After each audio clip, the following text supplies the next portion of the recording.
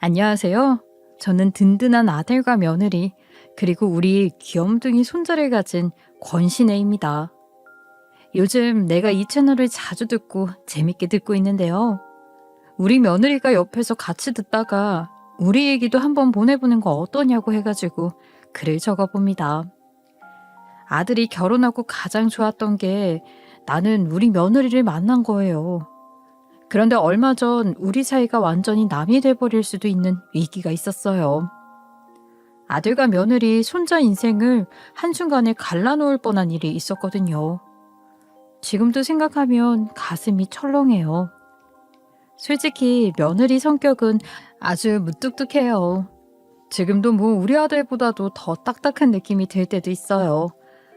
근데 내가 며느리로 맞이하고 지내보니 이게 딱딱한 게 아니라 아주 속이 옹골찬 느낌이 드는 거예요. 왜 속이 단단하다고 하잖아요? 딱 그런 사람이에요. 말 한마디를 해도 함부로 하질 않고 아주 진중하게 하고, 애가 여동생 하나 있는 맞이라서 그런지 아주 묵직하더라고요. 무엇이든 말보다 행동으로 보여주고 한다면 하는 성격이에요.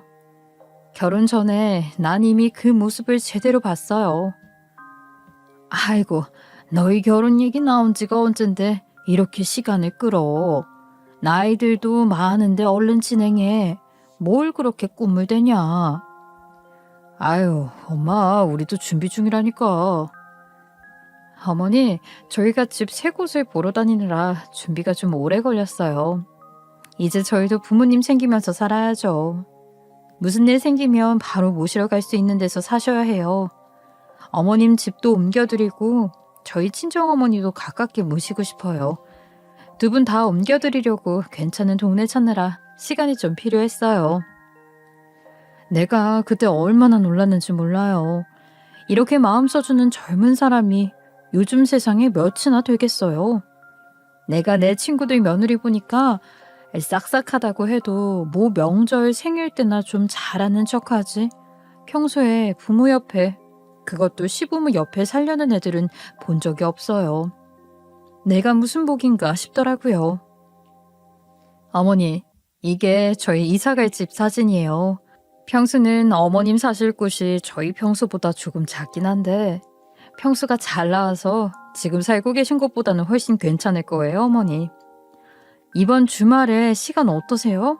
저희랑 가구 고르러 가구단지 같이 나가셔요. 돈은 신경 쓰지 마시고요. 저희 다 해드릴 수 있어요. 새 집에 맞게 예쁘게 하고 들어가셔야죠. 아유, 가구까지?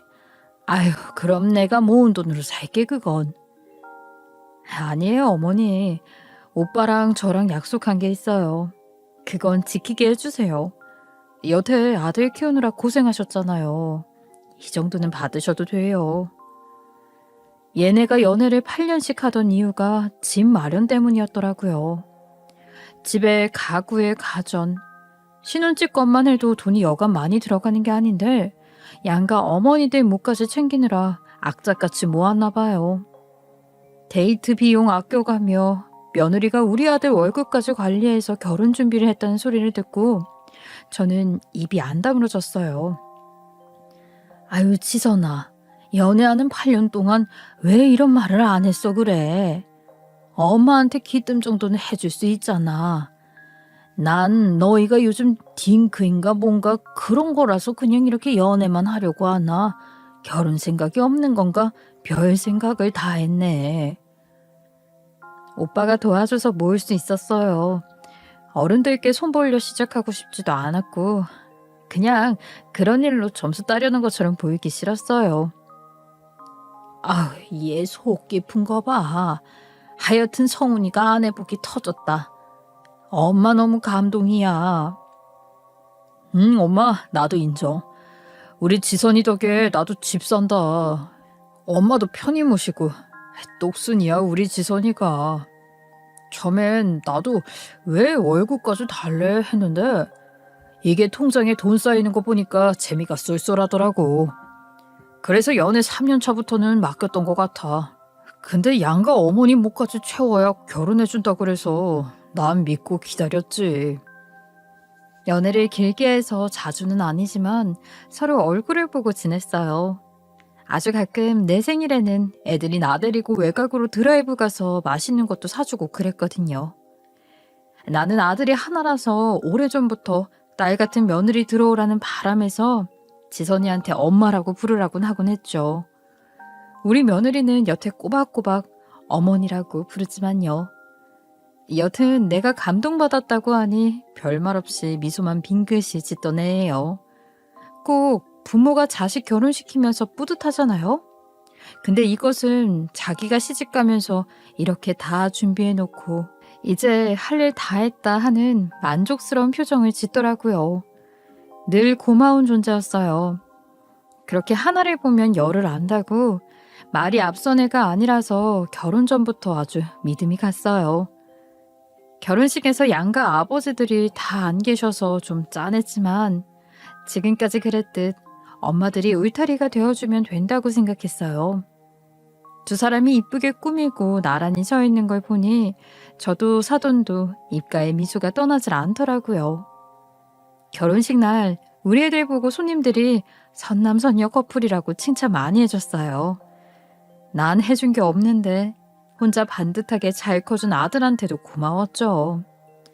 입사시험 어렵다는 회사 들어가서 나이에 맞게 제때 승진도 하고 우리 성훈이도 참 치열하게 살았어요.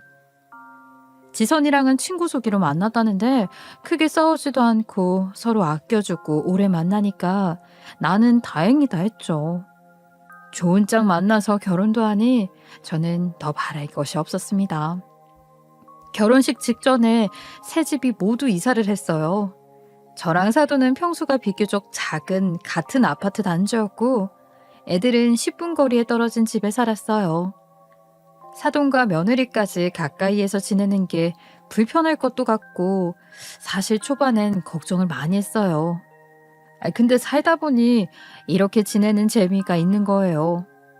마트 가서 고기 잔뜩 사다가 굽는 날, 애들 스트레스 푼다고 불금에 맥주 마시고 노래방 가는 날, 주말에 온천 가는 날, 꽃 피면 같이 꽃 구경, 저 남쪽에 단풍 물들면 단풍 구경. 그런 시간이 많아지니 사돈 보는 것도 더 편해지는 기분이 들고요. 우린 서로 만날 때마다 나는 우리 며느리가요 글쎄 하면서 며느리 자랑하고 사돈은 우리 사위는요 하면서 사위 자랑하고 꼭 모르는 사람이 만나서 얘기하듯 대화를 하면서 깔깔거리고 좋아하고 그랬어요. 자식들 보는 재미로 사는 걸 보니 나도 이렇게 늙나 보다 하고요. 그런데 하루는 사돈이 아파트 들어오는 길에 웬 젊은 남자랑 다정히 얘기를 하고 있더라고요. 아들뻘 되는 남자는 딱 봐도 외제차에 정장도 말끔하게 차려입고 아주 부자로 보이더라고요. 사돈이 호호거리고 그 남자 팔도 툭툭 쳐가며 얘기하는 것이 분위기가 아주 좋아 보였어요. 남자가 차 뒷문에서 커다란 쇼핑백 몇 개를 꺼내더니 사돈에게 건네고 사돈은 거절하는 기색도 없이 그걸 잔뜩 받아들고서야 헤어지는 거예요. 얼굴은 아주 한바구음을 지으면서요. 남자는 사돈한테 꾸벅 인사하고 연신 허리를 숙이면서 들어가시라고 손짓하더라고요. 내가 가서 아는 척을 하려다가 못 본 채 해주는 게 나을 것 같아 말았어요. 그 무렵부터였던 것 같아요. 사돈이 좀 달라진 게요. 갑자기 한 달에 한 번은 해외여행을 다녀와야겠다면서 떠나고 홈쇼핑으로 주문한 게 많아 택배 박스 정리하느라 힘들다는 등 매일같이 백화점 가느라 동네에서 얼굴 보기도 힘들어지고요. 오며 가며 마주치면 늘 손에는 쇼핑백이 들려있고 버스는 안 타고 택시만 타고 다니는 모양이더라고요. 옷도 부쩍 화려해졌어요. 저도 사돈도 경제적으로 형편이 좋은 편은 아니어서 수수하게 입고 다닌다고 생각했는데 액세서리도 주렁주렁 달고 안 신던 하이힐에 가방도 누가 봐도 명품인 게 티나는 막 그런 번쩍이는 가방을 들고요. 화장도 짙어지고 입술도 빨갛게 칠하고 예전에 제가 알던 사돈이 아니었어요. 그러다가 우리 손주가 태어날 무렵에는 나랑 한 약속이나 애들이 한 약속도 안 지키고 바쁘다고 말도 바꾸대요. 그전에는 나랑 번갈아서 손주를 봐주자고 약속했는데 이제 애 봐주는 것도 못하겠다고 하니 참 당황스러웠어요. 며느리는 계약직으로 근무하는 회사에서 눈치를 준다고 되도록 빨리 몸조리하고 다시 복직하고 싶어 했거든요. 처음엔 어린 아기 두고 애기 엄마가 뭐하러 고생하고 힘들게 나가느냐고 말려도 봤는데 다시 다른 회사 들어가기도 힘들고 자리 지키려면 그러는 수밖에 없다고 하니 어머니들이 돕겠다고 했던 거죠. 근데 말이 싹 바뀌었어요. 그래서 낳은 애들한테 내가 혼자서라도 봐줄 수 있으니 염려 말고 아가만 신경 쓰라고, 산모가 건강해야 한다고 순산할 생각만 하라고 했어요. 진통이 길어져 고생고생하고 귀한 손주가 태어났어요. 젊어서 그런가 다행히 며느리는 몸 회복 속도가 빨랐고 아기 중심으로 돌아가는 새로운 생활 패턴에 서로 적응해 나가기 시작했죠. 그때에도 사돈은 자기 놀러 다니느라 딸내미 신경도 별로 안 쓰더라고요. 병원도 산후조리원도 어차피 감염병 위험으로 출입이 어려운 데다가 자기 여생이 얼마나 남은 줄 모르는데 손주에게만 집중할 수 없다는 헛소리도 짓거리고요. 자기 인생이 너무 중요하대요. 그때마다 며느리가 상처를 받은 듯 했어요. 또 시어머니인 내 눈치도 보고요. 어머니, 저희 집까지 왔다 갔다 하시면서 애기 봐주시는 거 힘드시죠? 죄송해요. 아, 예. 무슨 소리를 그렇게 하니? 엄마 괜찮아. 우리 손주 얼굴만 봐도 배부르다. 우리 꼬물이 오구오구 네가 고생이지. 엄마가 제일 힘들지. 할미인 내가 뭐. 저는 젊잖아요. 제 애고요. 아이 난 뭐 안 해봤어. 너객이 저물리고 안아주려고 그때가 제일 힘들어. 너는 네 몸만 신경 써. 사실 애는 알아서 잘 크더라. 어머니, 울지 마라. 이 엄마 있는데 왜 울어? 성훈이도 요즘 아빠 됐다고 긴장 빡 하고 열심히 잘 잤니? 떡두꺼비 같은 아들내미도 있고 지금은 답답할 거야. 애기 낳고 1년이 참 힘들다더라. 아이 난 다 까먹었고 잘 버텨보자. 너 복직하면 또 훨씬 나아질 거야. 감사합니다. 집에만 있는 건 견딜만 해요. 저희 엄마가 저러시는 게 이해가 안 되어서요. 딸이 첫 손주를 낳았는데 관심도 없으시고 오빠한테 면도 안 서요. 친정엄마가 누가 저래요? 여생 즐기셔야 한다는 말이 꼭 틀린 말도 아니지만 좀 서운해요. 그래, 그럴 수 있지. 여자들한테 친정엄마라는 존재는 전적으로 의지하고 싶고 기대게 되고 그러는데 우리 지선이가 그게 조금 어렵긴 하지. 그래도 또 동생이 언니한테 잘하니까 마음 잘 잡아. 우리 손주는 이모복도 있어. 퇴근길에 꼭 조카 얼굴 보고 가고. 서로를 다독이며 몇 개월이 흘렀어요. 며느리는 출산하고 6개월쯤 되었을 때 회사로 복직을 했습니다. 그리고 얼마 뒤 정말 찜찜한 일이 터졌는데 내가 애들 집에서 혼자 손자를 보고 있었어요. 아마 우리 아기가 300일 좀 넘었을 때야. 그니까 목은 가누고 뭔가 알아듣는 것 같기도 하고 의사 표현도 슬슬하는데 걷지도 못하고 엄마엄마 아빠빠 밖에 못하는 애기죠. 낮에 사돈한테 전화가 왔는데 자기가 잠깐 손자를 데리고 나가겠다는 거예요. 어린애를 갑자기 어딜 데려가냐고 그냥 집에 와서 보고 가시라고 했더니 아니라고 자기가 가면 문을 열어달라대요. 애를 보러 자주 오지도 않던 사람이 혼자 애를 데리고 나가겠다니 무슨 일로 저러나 싶어서 멀뚱히 있었어요. 그런데 정말 왔더라고요. 문을 열어줬더니 대뜸 두리번거리면서 애 어디 있느냐고 애를 막 찾아요. 그러더니 침대에 재워놓은 애를 이불로 대충 감싸는 거예요. 내가 너무 놀라서 애기를 안았는데 품에서 뺏어가다시피 해서 잠깐이면 된다면서 휙 나가버리더라고요. 애들 집이 5층짜리 아파트에서 3층이었거든요. 애를 안고 어딜 가나 창문을 빼꼼 내다보니까 어디서 본 듯한 외제차가 서 있는 거라. 그때 그 사돈이랑 대화하고 있던 젊은 남자 차였던 거죠.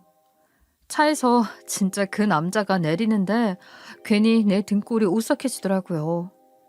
일단 나도 모르게 반사적으로 애기한테 가야겠다 싶어서 분유통만 집어서 계단을 막 뛰어 내려갔어요. 사돈은 내가 따라 내려가는지도 모르고 막 불이 나게 남자 쪽으로 가더라고요.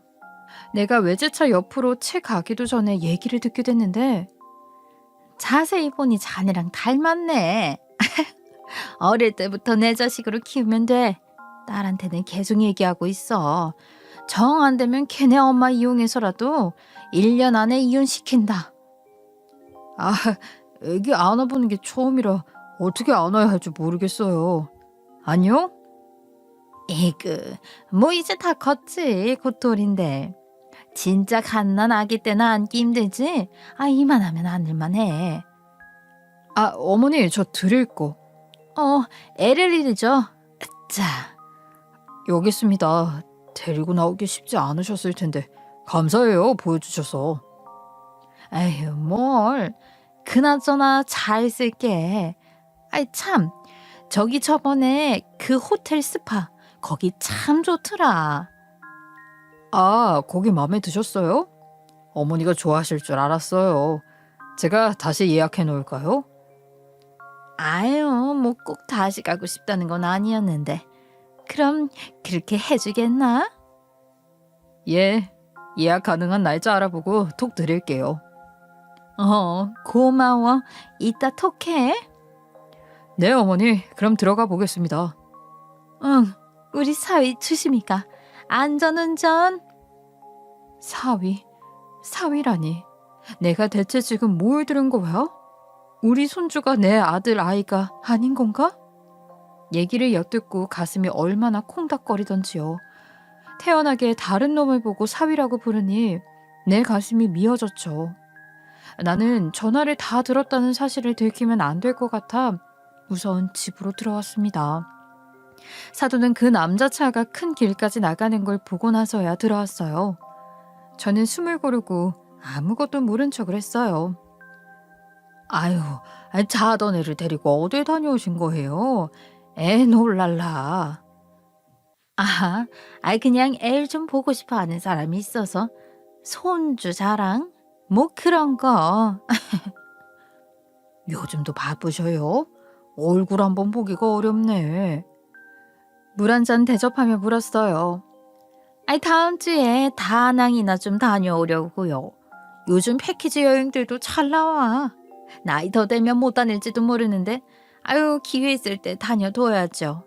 아이고, 사돈은 애 보느라 여행 시간도 안 날 거예요. 그죠? 난 내가 잘못 들은 줄 알았어요. 우리가 사돈이라면 그쪽 손주인 것도 맞는데 완전 남 이야기하듯 하니까요. 어제 사람이 저렇게 호떡 뒤집듯 말을 바꾸는지 임신 소식 들었을 때만 해도 우리가 봐주자며 웃었던 때가 엊그제 같은데 너무 뻔뻔하더라고요. 그 여행 지난번에 다녀오지 않으셨어요? 알죠, 알아요. 저번에 다녀온 데는 발리였지. 손주 돌잔치는 언젠지 들으셨죠? 아휴, 그것도 내가 스케줄 조정하느라 혼났네. 잔치 날짜를 왜 그렇게 잡아가지고? 더위를 한김 식힌 사돈은 이만 가보겠다며 선글라스를 끼고 휙 나가버리더군요. 외모만 바뀐 게 아니라 사람을 대하는 태도도 완전 바뀌었어요. 하필 그때는 손자 돌잔치가 가까워져서 정신없이 준비하는 며느리를 붙잡고 도저히 이 얘기를 꺼낼 수가 없었어요. 아들은 애가 태어난 뒤로 가장의 무게를 크게 느끼는 것 같았어요. 자식 키우는 게 힘든 일인 걸 알았다면서 더 효도하려고 애쓰더라고요. 그 모습이 치근해 나도 그간 비상금을 깨가면서 육아를 도와줬어요. 기저귀 값에 분유값이 어디 한두 푼이던가요? 그러다 보니 돌잔치에 금을 한 돈밖에 해줄 수 없는 상황이 되었죠.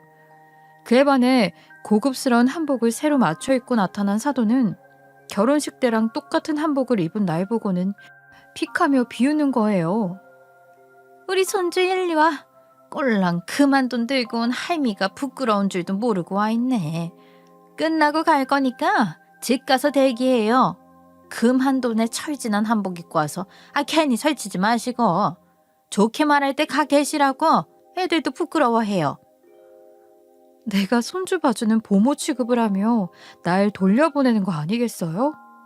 그 순간 나도 모르게 화가 치밀어 그날 본 이야기를 돌려서 했죠.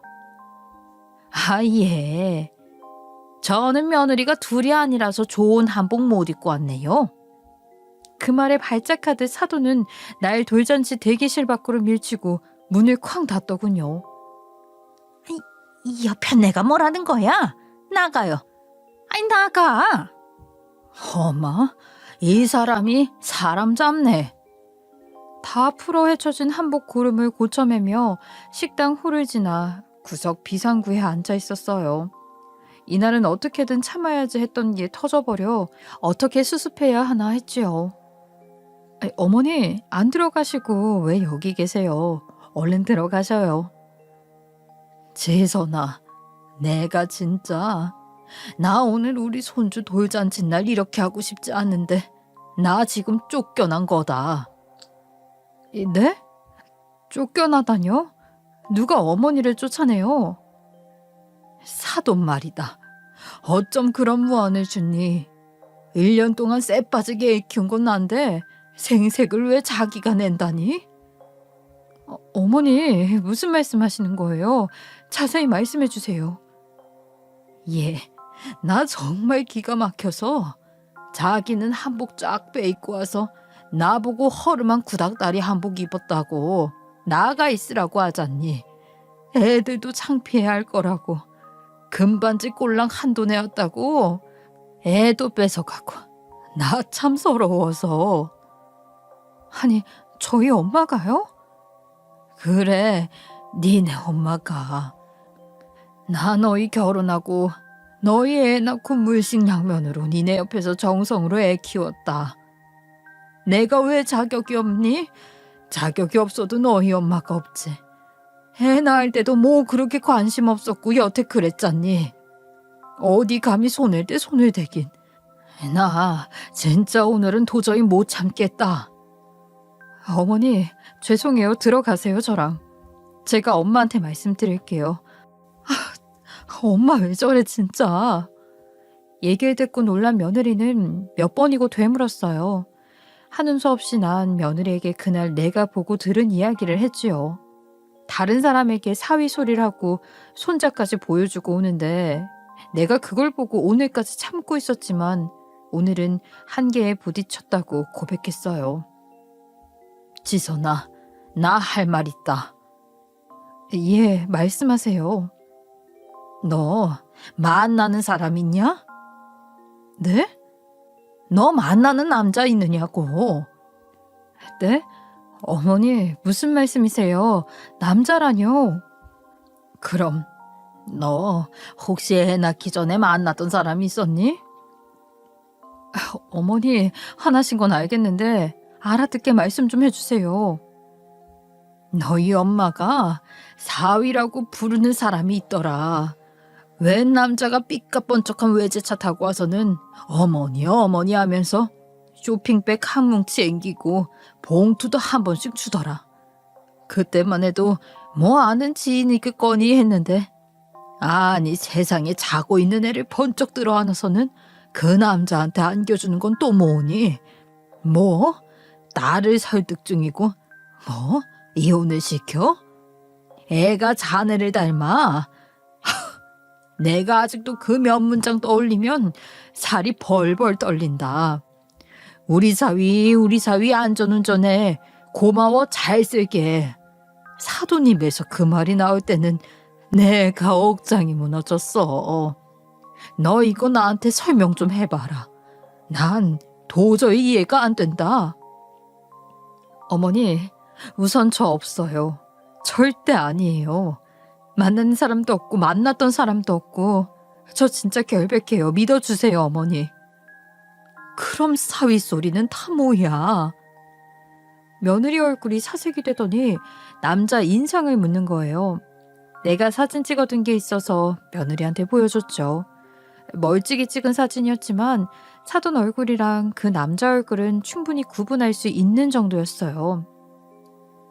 혹시 그 남자 어떻게 생겼는지 기억나세요? 내가 사진 찍어둔 게 있어. 그 외제차가 우리 집 앞에서 보일 때마다 그렇게 느낌이 세더라고. 그래서 사진 찍어뒀지. 아이, 잠깐만. 네, 보여주세요. 여기 있네. 이 사람. 뿌옇긴 한데 누군진 알겠니? 순간 며느리가 하얗게 질린 얼굴로 내 앞에서 고개를 숙이더라고요. 예전부터 본인을 좋아한다고 따라다녔던 남자라는 거예요. 절대 단 한 번도 연락한 적 없다며 결백하다고요.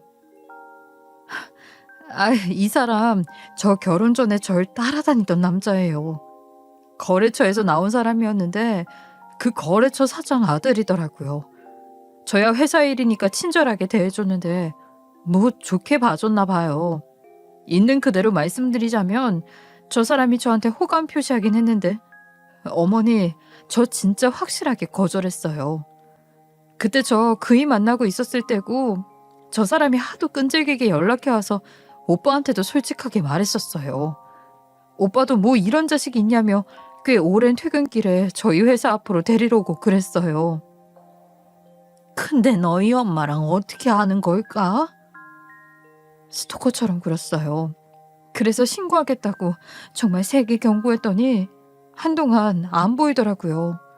근데 절 따라다니던 시절에 저희 엄마한테 인사를 드렸더라고요.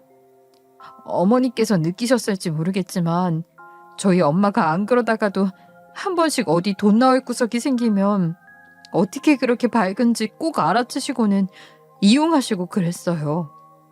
이 남자가 돈 좀 있어 보이니 어머니는 저한테 계속 연결해 주려고 했고 그때도 저랑 엄마랑 엄청 크게 싸웠거든요.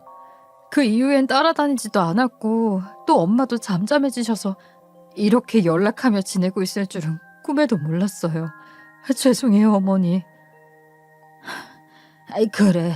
일단 알았다. 우리 손주 내 핏줄 맞는 거지? 어머니, 지금 상황에선 의심하실 수 있지만 저 정말 결백해요. 진짜요. 제 아들 어머니 손주 맞아요. 아휴, 내가 지난 몇 주 동안 속이 썩어 문드러졌어 이거 사. 근데 저한테 왜 말씀 안 하셨어요? 난 솔직히 그 말 듣고선 네가 부정한 사람이구나 했지. 그리고 무엇보다 너희들 얼마나 열심히 사니 요즘. 내가 모른 척하면 일단 조용히 지나갈 수 있는데 더 지켜봐야겠구나 싶었어. 애기 돌잔치 준비로 정신없는 워킹맘인데 일단 애 첫 생일이라도 잘 치르게 해줘야지. 할미가 지금 나서면 안 되지 하면서 내가 애 얼굴 보면서 꾹 참았다. 솔직히 딸 팔아먹은 엄마 때문이지 며느리 잘못은 없었어요. 그리고 며느리는 아들에게 상처 주기 싫다며 본인이 하자는 대로 한 번만 따라줄 수 있겠냐고 나에게 간곡히 부탁을 해왔어요. 누구보다 현명하고 똑부러진 며느리라는 걸 알기에 믿어주자 마음먹었죠. 어머니, 진짜 죄송해요. 제가 면목이 없어요. 어머니 저 믿으시죠? 그럼 믿지. 네 말 믿어함. 어머니, 저 오빠한테는 일단 비밀로 해주세요. 저 그 사람한테 상처 주고 싶지 않아서요. 그거야 뭐 어려운 일 아니지. 나도 내 아들 상처 주고 싶지 않다. 아빠 됐다고 저렇게 밤낮으로 고생하는데. 네, 그럼 이 일은 제가 처리할게요. 저 믿고 기다려주세요. 그래. 돌잔치 대기실에서 손주와 놀고 있는 사돈을 보자마자 며느리는 대뜸 친정엄마가 앉으려던 의자부터 치웠어요. 갑자기 순하던 토끼가 막 갈기가 이만큼 달린 사자로 변한 느낌이었어요. 엄마, 어머니가 다 하셨어. 빨리 꿇어. 엄마가 제대로 안 빌면 나 이대로 이혼이야. 내 애도 다시는 못 볼지도 모른다고. 어떻게 그 인간한테 돈을 받아? 어디다 대고 사위 소리를 해? 무슨 사위라고 우리 애까지 보여주느냐고. 딸 이혼 담보로 돈 받아먹는 엄마가 세상 천지에 어디 있어? 진짜 지긋지긋해. 엄마가 사람이야?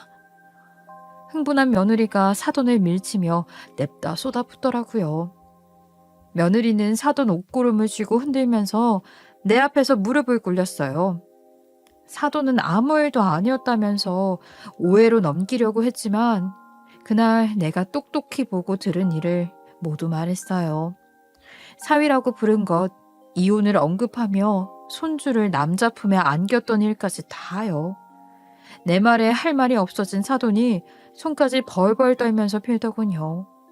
결국 그 자리에서 남자에게 연락해 돈 문제까지 듣게 되었어요. 사돈, 그게 아니라 내가 입이 10개라도 할 말이 없어요. 나는... 사돈, 그러는 거 아닙니다.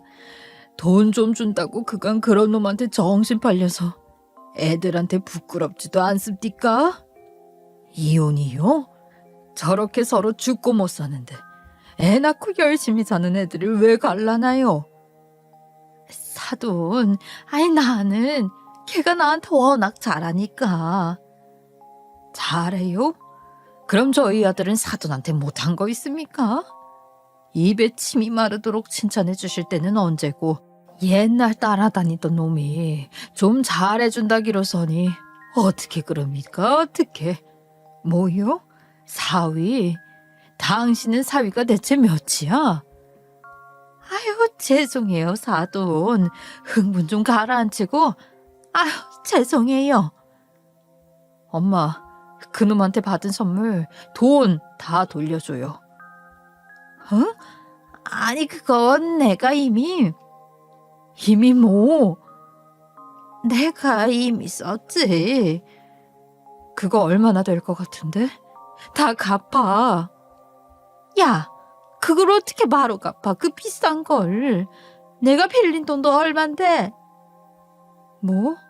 돈까지 빌렸어? 엄마 진짜 제정신이야? 예, 그럼 내가 무슨 돈으로 여행을 가고 쇼핑을 하니?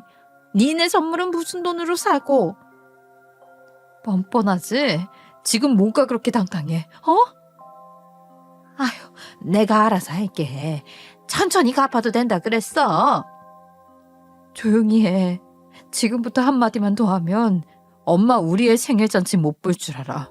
경찰한테 끌려나가고 싶지 않으면 그 입 다물어. 애기 생일 잘 치르고 끝나고 따로 말씀하시죠. 며느리 표정이며 말투며 얼마나 무서웠는지 몰라요. 얼음 그 자체였다니까요. 그나마 돌잔치 홀에서 대기실이 좀 떨어져 있어서 많은 손님들이 보진 못했지만 직원들은 쑥덕대고 난리가 났습니다. 며느리는 제 양쪽 어깨를 다독이며 눈물을 닦아주었고 또 돌잔치 직원들에게는 행사 잘 치르고 싶으니 오늘 일은 못 본 걸로 해달라며 인사를 청하더군요. 또 한 번 며느리의 강단에 놀랐어요. 사고 처리까지 완벽한 느낌이었어요. 한숨을 깊이 쉬더니 아무 일도 없었다는 듯 손님 맞이를 하러 나가더라고요. 저희 아들은 혼자 아들내미 안고서 다들 왜 빨리 안 넘어오시고 뭐 하셨냐고 해맑게 웃고 있더군요. 저도 며느리도 밝은 표정 유지하며 미안하다고 사과하고 얼른 넘겼습니다. 사돈은 말없이 따라 나와 사돈 처녀 옆에 앉아 조용히 자리만 지켰어요. 그날 행사는 그래도 잘 끝났어요. 며느리 말로는 요즘 돌잔치 끝난 엄마들을 돌끝맘이라고 부른다던데 왜 그런 말을 하는지 알겠더군요. 한 해 고생했다고 아가랑 애엄마한테랑 축하해주는 날이지만 일단 잔치를 해보니 큰일을 다 한 게 맞더라고요. 그리고 며칠 뒤였습니다. 행동파인 며느리는 생각보다 훨씬 과감한 결정을 했어요. 사돈집을 팔아 그 돈으로 남자에게 진 빚 전부를 돌려주고 연을 끄는 거예요. 친정엄마랑요. 그날 본인 엄마의 진짜 모습을 보게 된 것 같다면서 나중에 엄한 사람만 잡을 것 같다고 본인에게는 가정이 1순위라는 거예요. 결국 고운 한복 입고 빌던 사돈의 모습이 마지막이 되었어요. 지선아, 아이 너 정말 괜찮겠니? 너 나중에 힘들지 않겠어? 그래도 어머니야. 어머니 계시잖아요, 저한텐. 저 진짜 괜찮아요. 염려 마세요. 애기 돌잔치 날 전 엄마의 진짜 모습을 본 것 같아요. 비겁하고 비열하고 한없이 철없고 나이값 못하고 평생 저랑 동생한테 엄마라는 이유로 난폭을 휘둘렀죠. 꼭 때리는 것만 난폭이 아니잖아요. 저랑 동생 충분히 많이 맞은 것 같아요. 그래, 나는 네 편이니 네 결정 믿으마. 사건이 다 정리된 후 들으니 어릴 때부터 친정엄마가 재물 욕심이 컸다고 해요. 왜 연예인들 엄마 중에 자식들 이름 팔아서 빚지고 갚지도 않고 하는 그런 부모와 다름이 없었대요. 어릴 때야 딸들을 앞세운 건 아니지만 돈 문제로 형제들과 싸워 외가 친척들과는 연락도 끊겼다고 하고요. 엄마 위로 삼촌 하나, 이모 하나가 있대요. 사돈이 막내고요. 이모가 집을 사면서 외삼촌한테 큰 금액을 빌렸는데 몇 년간 열심히 모아 갚으려고 한 돈을 중간에서 가로챘대요. 이모를 슬슬 구슬려 오빠가 나 빌려준다고 했다며 거짓말을 하고선 자기가 오빠한테 갚겠다고 했나 봐요. 이모는 그런 줄 알고 모은 돈을 막내 동생에게 줬고 또 오빠인 외삼촌은 사정도 모르고 언젠간 큰 여동생이 주겠거니 기다렸다가 둘 다 뒤통수를 맞은 거예요. 문제는 어디 투자를 하거나 뚜렷한 사용처가 있으면 모르는데 그냥 본인 치장하는 데 쓰고 흥청망청 쓴 거예요. 사돈의 언니 오빠는 돈을 되돌려 받을 방법이 없으니 그렇게 대판 싸움이 나고 친척들과도 자연스레 멀어져 며느리 자매는 사촌들 연락처도 모른다고 하더라고요. 며느리 기억 속에 엄마는 사람들을 잘 구슬려서 본인이 필요한 걸 취하는 유형이래요. 그게 단순한 인간관계 수준이 아니라 꼭 경제적인 면이 얽혀있고 그걸로 탈이 나서 어릴 적 동네에서 손가락질을 많이 받았대요. 아버지와 어머니가 이혼한 사유도 자세한 사건까진 모르지만 형편에 맞지 않은 엄마의 씀씀이 때문이라고 알고 있대요. 늘 주변에 돈을 빌리고 갚지도 않고 수습을 아빠가 하고 그랬나 봐요. 워낙 어릴 때라서 뚜렷한 기억은 없는데 어떻게 엄마가 또 양육권은 가져왔다고 하더라고요. 듣고 있으니 어린 나이에 엄마 덕에 일찍 철들어 속이 깊고 단단했구나 느껴졌어요. 누구한테 기대지 않고 또 실망도 시키지 않고 자기 스스로 바로 서기 위해 얼마나 힘들었을까 싶었죠. 그런 엄마 밑에서 컸으니 모습을 닮을 법도 한데 절대 엄마처럼 살지 말아야지 다짐을 해서인지 자긴 다행히 그렇게 크진 않았다고. 동생도 엄마의 그런 모습을 이해하지 못한다고요. 우리 며느리가 친정엄마랑 부모 자식 간 인연을 여기까지만 했으면 좋겠다고 선언할 때 동생도 기꺼이 언니 편을 들었고 자기도 끊겠다고 한 모양이에요. 오죽하면 두 딸 모두가 그럴까 싶었지요. 곁에서 볼 땐 괜시리 딱하고 그래요. 여자한테 친정이 얼마나 큰 힘이 됩니까? 든든한 친정이 있어야 나를 무시하지 못하는 법이거든요. 요즘 나는 그런 생각을 해요. 노년기에 접어들면서 가장 행복한 것이 함이라고 불렀던 걸 할머니라고 또박또박 소리내는 손주며 자식 부부 예쁘게 사는 모습 보는 거 아닌가 그런 생각이요. 하루하루 커가는 손주 모습은 얼마를 준대도 바꿀 수가 없어요. 내가 끼고 키워서 그런가 이 녀석이 어찌나 애교가 많은지. 아들 키울 때랑은 또 달라요. 옛날 어르신들이 손주더러 내 강아지라고 부르는 이유가 있다니까요. 물론 힘은 들죠. 힘든 걸로 얘기하면 내가 또 사연 보낼 수 있을 것 같아요. 언제 손주 키우는 할머니 고생 경연대회 같은 거 하면 난 꼭 참가할 거예요. 농담이고요. 힘들지만 그 이쁨과 행복은 이루 말할 수 없어요. 아이 덕분에 내가 많이 웃고요. 자식들이 결혼 안 해서 걱정이다. 결혼했는데 강아지만 키워서 걱정이다 하는 친구들 보면 애는 꼭 낳아야 한다고, 손주는 꼭 봐야 한다고 말하곤 해요. 이따금씩 사돈이 떠오르면 이런 행복감도 모르고 돈만 쫓은 미련한 인간의 최후였다는 생각이 들어요. 그 화려한 새 한복이 전혀 의미 없는 화려함이 되었고요. 어느 날 며느리랑 둘이 빨래 개키면서 노닥거리는데 며느리가 저한테 묻대요. 엄마, 왜 그때 만약에 저희 엄마랑 그런 일이 없었으면 언제 저한테 말씀하시려고 했어요? 아이 글쎄다. 내가 말을 했으려나? 안 하고 널 의심하지 않았을까? 아휴 끔찍해. 엄마 너무해요. 말씀 안 하시고 의심만요? 얼마나 날 미워하려고? 정황이 그랬어.